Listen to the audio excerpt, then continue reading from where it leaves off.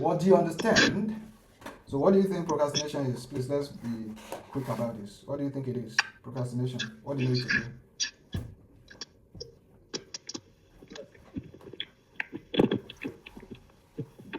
Who's helping us out? Procrastination.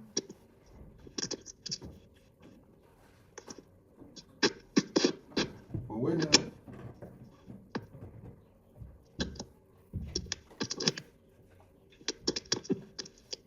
Okay, good morning. Am I audible, sir? Yes, you are. Okay. Procrastination means probably delaying or postponing tasks or responsibilities, especially something important, by doing something that is less urgent or less enjoyable. I'm trying to put my words together. Okay, let me come again. Procrastination is postponing or delaying tasks or responsibilities or something important for something less enjoyable. Okay. All right. So I think to a large extent that kind of defines procrastination, putting off tasks, activities, decisions. In fact, the interesting part is that many times, like he said, the things that are important to what you're supposed to do, what you're supposed to become, what you're supposed to achieve, for a later time to attend to something that is not as important but more enjoyable. Like just feeling relaxed. Maybe you just come from somewhere and all you just want to do now is just relax, forget your sorrows, and just be chill. Whereas you're supposed to make that call to that person that you have discussed business with. You're supposed to send that message to that man. You're supposed to quickly make that research. But then, probably seeing a movie seems to be the most interesting part. And that's what you just want to do. That's procrastination, right? And does anyone have any other thing to add? Procrastination. Okay, so there are actually different reasons as it may be. Like you may just not be feeling high. Like your morale is down. Might just be another reason why you procrastinate. You don't feel like doing that work for whatever reason. Sometimes it's as a result of stress.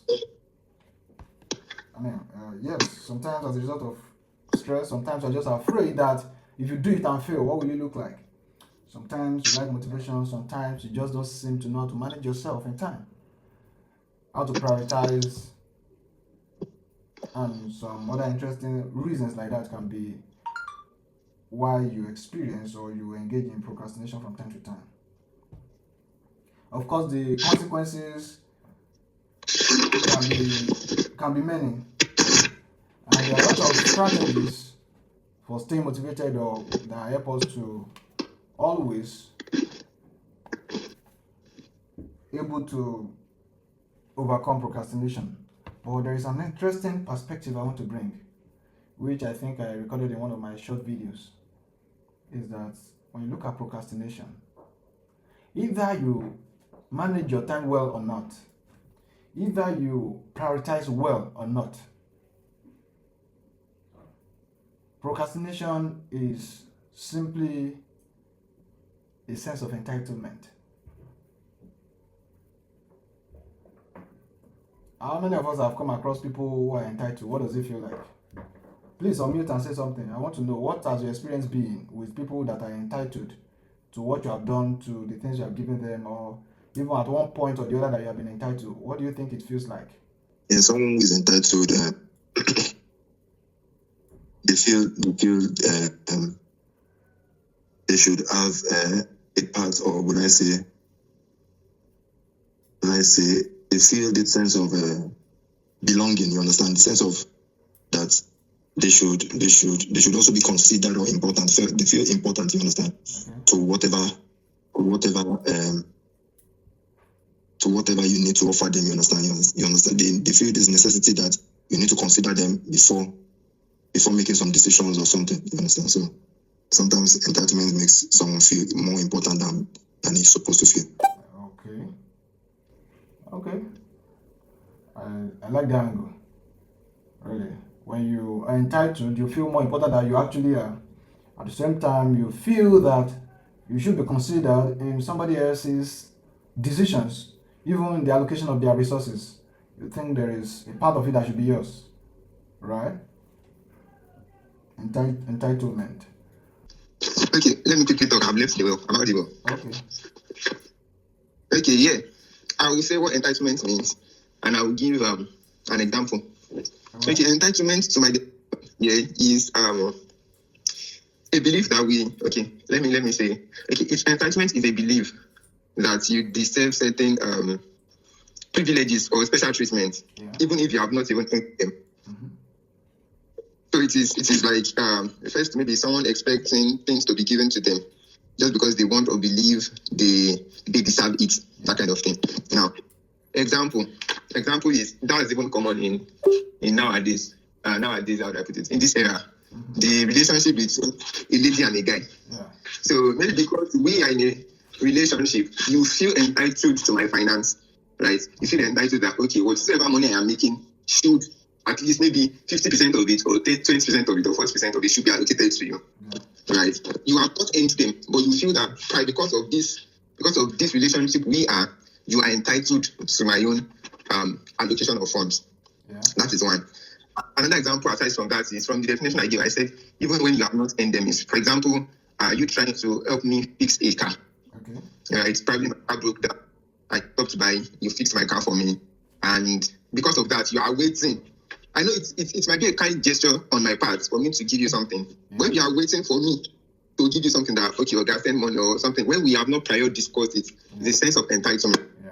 Or for example, you helped me to maybe you sent me a program or anything that generated money for me, and you are waiting for me to send you your own cost out of what I generated. Is entitlement too. Yeah. So if it's up on my heart, I will give you. It is a kind of, right? I might give you and I might not give you. Right. But for the fact that you think that no, I don't give you something like this, you don't make money, you guys give my cost, is a sense of entitlement too. Right, thank you. Blessing, are you there? Yes, I'm here, yeah. Okay, what do you say? I think I'll agree with what David said earlier. Entitlement is okay, for example, you help me to attain a particular level, and just like the same example where David said to give that was come to mind as well. You help me a particular level, and you are feeling like no, you should at least reciprocate a particular favor, or you're expecting a particular cut or a particular percentage from probably the profit I generated from wherever you help me to reach. Yeah. So I think that's entitlement. David said it already, so let me just avoid repetition. Do you know that when we become entitled, most of the times the person we feel entitled to them or entitled to their property or resources, many times we don't consider them if the situation which make us entitled to them is actually favorable to them or not.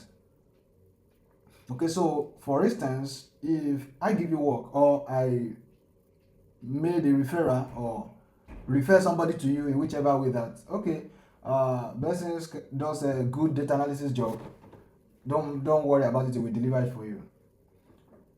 And say after 1 or 2 weeks they all finished, they were happy, oh thank you, the guy did the job very well, and this one is, oh thank you for referring the person to me, it was a good customer, we did this, we did that. And then I become entitled to saying that okay, since I connected this guy, he should consider bringing something for me, irrespective of how small or how big it is, right? You should give me something. I know that all this while that I'm thinking he should bring me something, I'm only calculating in my head that this is a possible profit this boy would be making. I'm not necessarily considering that he is probably also in loss. And so that means that my consideration is not exactly about how profitable it is to that guy or how good or convenient it is for him. I'm not considering his situations, his conditions, how possible it actually is for the guy to actually be able to do something. But all my consideration is on me and what I can get from that deal. So say the work is supposed to take 5 hours, for instance. I don't know if the guy ended up spending 10 hours. Okay, let's take for instance. You remember the first design you did for me? that took how many hours or how many days before we reach the one that is convenient. I don't even know how much I paid, maybe 5K, maybe 3K. I don't know. But now imagine that the person that referred him to me or referred me to him, recommended him to me, is now saying that since you have done design for this person, I'm supposed to get maybe 2%, maybe 3%. Whereas that design on a normal day should take you maybe 2-3 hours. But that design, we were going back and forth for, I don't know, maybe 2-3 days before we were able to get something that we could work with. Now imagine after all of that, somebody is coming and saying, okay, where's my cut? Where is something you're supposed to give me? That's to tell you that person is not exactly considerate about your position. That person is operating on assumption that you have enough, and then you should, as a result of that, allot something to them from whatever it is you have made. Like my sister that just called while on this call. She called just to find out why I didn't call her yesterday after she flashed me. I told her it's because I don't have airtime. And she's like, okay, when I buy airtime, I should call her that she does not have airtime. And I'm like, all this time we used to say this thing. You could have passed the message you want to pass now. So, when people become entitled, the position of whoever they're entitled to is not in the consideration. What they put into consideration is what they could have gained from you, what you could have given to them, their level of assumed importance in your life and in that project you are doing.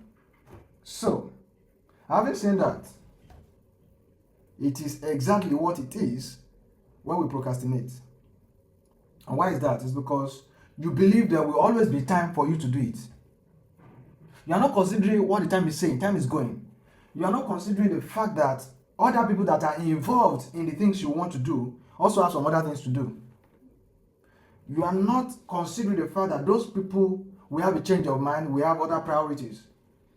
And then your entitlement on time, on the universe, on seasons, on things that people do, in fact, on people, has made you believe that when I wake up and I say this is what I want to do, people will be available to attend to me. Time will be available enough for me to do it. Resources will be available enough for me to do it. Time will just be accurate enough for me to do it. And for those of us who truly understand what entitlement is, you will discover that it's a very wrong way to approach life. Not even just people as a result of what you can demand from them, what you can get from them, but even the universe, even time. It's a very wrong way to be entitled to time. So that you believe that what you're supposed to do 10 a.m., if I do it 6 p.m., it's still the same. If I do it tomorrow, it's still the same. No. And like somebody said, if you do anything you do leisurely, that is, you do it when it is convenient for you, when you only feel like doing it, he said 9 out of 10 times, 9 out of 10 things you do will always turn out bad. And that's just the interesting part, right? So, if we truly want to get what we are supposed to get, the way we are supposed to get it, then we know we cannot afford to procrastinate. Not now, not tomorrow. Because the thing is, for everything that enters your mind to do, now is always the best time to do them. So if you're supposed to build a house and it enters your mind, of course you know you need resources. If you say tomorrow is the best time for you to start saving for that thing or to start making that investment that can give you that house you want to build, then you are making a big mistake. Because the moment it enters your mind is the moment that you can start taking a step towards achieving that thing. So beyond every other thing you have learned or known about procrastination, either be it as a result of stress, as a result of lack of motivation, for whatever it is just an entitlement that time will always be available, time will always be enough. But that's not the truth, because time will not always be enough. Because the things you were able to do 2 years ago, some of them you can never try again today, right? And so some of the things that you're able to do today, by the time we look back and today will be 2 years ago, some of those things you won't be able to do again. Okay, so I'm saying that the things we are supposed to do, if we can cut down on our expectation and entitlement on time, on seasons, even on the universe, then we'll be able to do more, much more, than we have ever been able to do. And that way it becomes easy to beat procrastination. Imagine somebody that has been told you only have 2 weeks to live. Will he live his life the same way somebody who doesn't have a deadline will live? No. So therefore, what is it that we need to do? We need to create urgency. Every time, every day, for every activity we have to do. Urgency. I have to do it now. I have to do it now. I have to go now. I have to submit now. I have to invest now. I have to save now. I have to strike now. I have to jump now. I have to sleep now. Whatever it is you have to do, now is just basically the only time you have. Like as Daniel said, tomorrow is not promised. Who remembers that song? Tomorrow is not promised, but I will do what I have to do. How did he sing that song? Tomorrow is not promised, but leave the letter that something like that. Yeah. Love is in the air. Alright. So the most important part of it is that tomorrow is not promised. Not because you have not so been promised long life or anything. At least if you're a Christian, you believe God and all of those, you know that a lot of things have been promised, a certain future, a particular expectation. In this concept, when we talk about tomorrow not being promised, we are talking about the things that you're supposed to do today that you are shifting to tomorrow.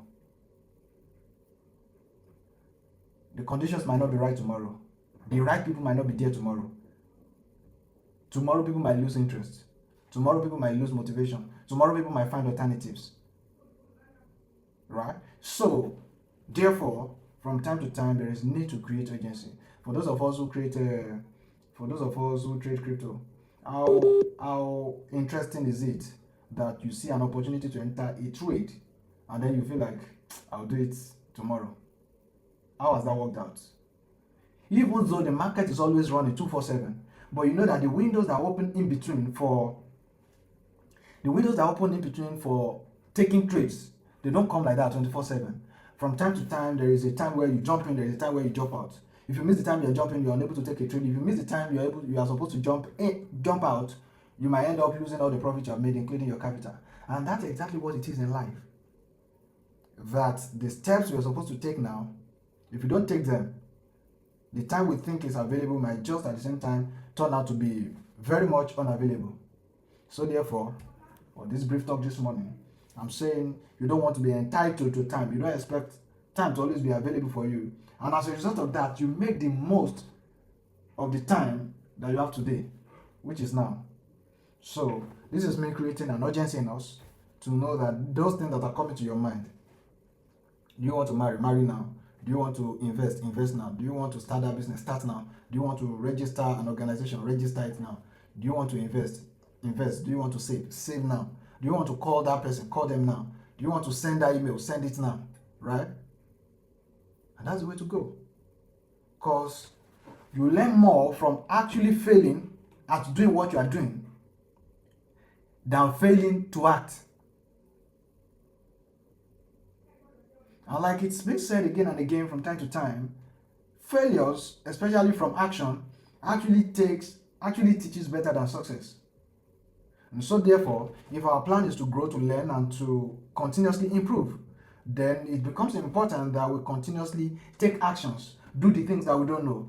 So that way, if you're successful, that's another badge of honor to yourself. If you fail, you learn your mistakes, you know a better way of not doing it.